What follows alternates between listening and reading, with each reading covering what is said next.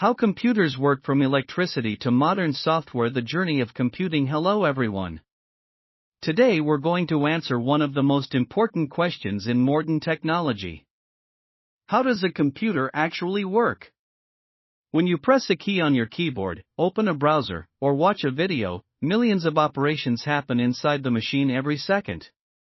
But surprisingly, everything starts with something very simple. Electricity.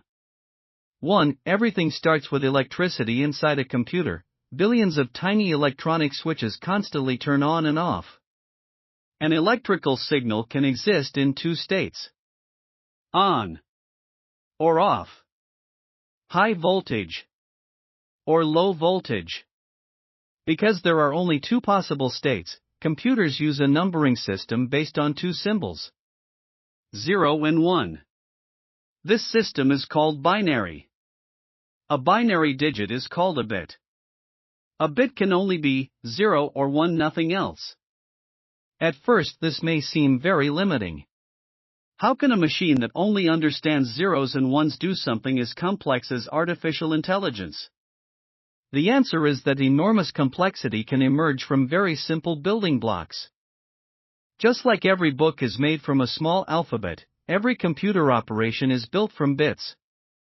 2. How transistors become switches. The fundamental building block of modern computers is the transistor. A transistor is a tiny electronic switch. When electricity is applied, the switch can turn on. When electricity is removed, it turns off. Modern processors contain billions of transistors packed onto a single chip. Each transistor is extremely small. Thousands of them could fit inside the width of a human hair. Individually, a transistor is not very interesting. But when we connect many transistors together, something powerful appears. Logic gates. 3. What are logic gates? Logic gates are small electronic circuits that perform simple decisions. They take binary inputs and produce binary outputs. Think of them as the basic decision-making units of a computer. The three most important gates are, and or not. Let's look at them. An AND gate only outputs a 1 when both inputs are 1. If either input is 0, the output is 0. An OR gate outputs a 1 if at least one input is 1. A NOT gate simply reverses a signal. If the input is 1, the output becomes 0. If the input is 0, the output becomes 1. These rules seem simple. But they are the foundation of every computer ever built. For building complex circuits from gates, now imagine connecting thousands or millions of gates together. Suddenly the computer can perform arithmetic. It can compare values. It can make decisions. It can remember information. For example, adding two binary numbers requires several gates working together. Special circuits called adders are built from AND, OR, and XOR gates. By combining many adders, computers can perform mathematical calculations. The calculator on your phone. The graphics in a game. The recommendation system on YouTube. All of them ultimately rely on logic gates performing billions of tiny calculations every second. 5. How binary represents everything. You might wonder how computers can store text, pictures, music, and videos using only zeros and ones. The trick is representation. Everything is converted into binary numbers. For example, the letter A is represented by the number 65 in ASCII. The number 65 becomes 01000001 in binary. Every letter on your keyboard has a numerical code. Images work similarly. Each pixel is stored as numbers representing colors. Music is stored as numbers representing sound waves.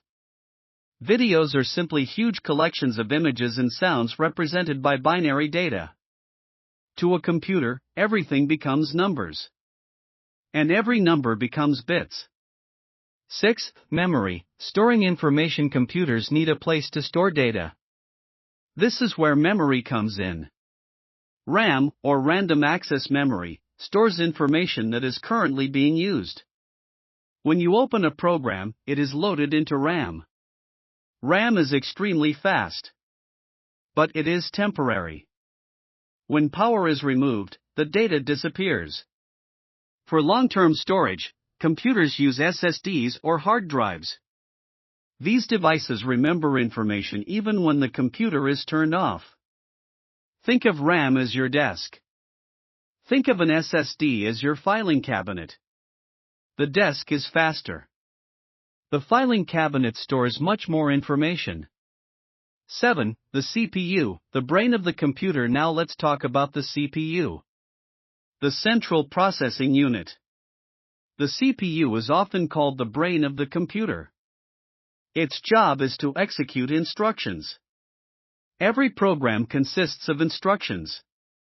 The CPU repeatedly performs a cycle called fetch, decode, execute. First, it fetches an instruction from memory. Then it decodes what the instruction means. Finally, it executes the instruction. This process repeats billions of times per second. For example, when calculating 2 plus 3, the CPU fetches the instruction, decodes it as an addition operation, executes the addition, and stores the result. Modern CPUs perform this process incredibly fast. A processor running at 4 GHz performs roughly 4 billion clock cycles every second. 8. What is a clock? Computers need synchronization. Every component must work together in the correct order. This is the job of the clock. The clock produces regular pulses, like the ticking of a metronome. Each pulse tells the CPU when to move to the next step.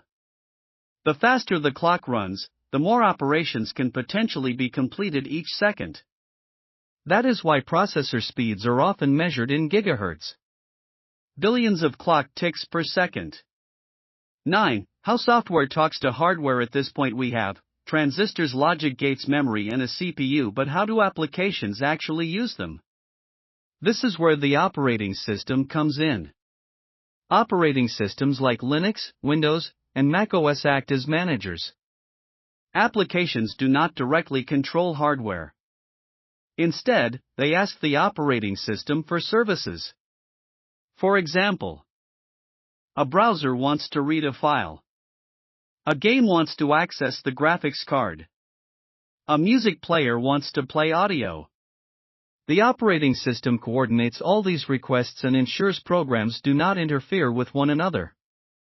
Without an operating system, using a computer would be extremely difficult.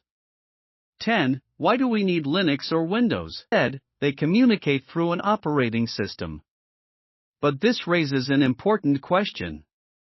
Why do we need an operating system at all? Why can't applications simply talk directly to the hardware? The answer is simple. Modern computers are incredibly complex. A browser needs access to files. A game needs access to memory, the CPU, and the graphics card. A music player needs access to audio devices. If every application controlled hardware directly, programs would constantly interfere with one another. One application could overwrite another application's memory. Two programs might try to use the same. Is one of the reasons modern computers are reliable. If a game crashes, the entire operating system usually continues running. Without this protection, one faulty application could bring down the entire machine. The operating system also provides a consistent interface. Applications do not need to know the details of every hard drive, graphics card, or network adapter. Instead, they use operating system services. The operating system handles the hardware-specific details behind the scenes. This makes software development much easier. A programmer can write an application without worrying about the exact hardware installed in every computer. Linux, Windows, and macOS all perform these same fundamental tasks. They manage resources. They provide services. They coordinate hardware. and they create a safe environment for applications. So when you open a browser, launch a game, or play music, you are not interacting directly with the hardware. You are interacting with the operating system. And the operating system is interacting with the hardware on your behalf. That is where Linux, Windows, and macOS fit into the picture. They sit between applications and hardware, making modern computing possible. 11. What happens when you click an icon? Let's follow a simple example. You click a web browser icon. The operating system loads the browser program from the SSD into RAM. The CPU begins executing the browser's instructions. The browser requests network access. The operating system passes the request to the network driver. Data arrives from the internet. The CPU processes the data. The graphics system draws the web page.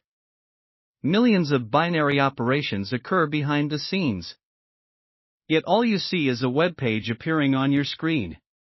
Conclusion: so how does a computer work? At the lowest level, electricity creates binary signals. Binary signals control transistors. Transistors form logic gates. Logic gates create circuits. Circuits form CPUs and memory. CPUs execute instructions. Operating systems manage resources. Applications use operating system services. And together, all of these layers create the digital world we use every day. Every website you visit. Every video you watch. Every message you send. Ultimately comes down to billions of tiny switches turning on and off. And that is the amazing story of how computers work. Thanks for watching. And in the next video, we'll dive deeper into one of the most important components inside every computer: how CPUs actually work.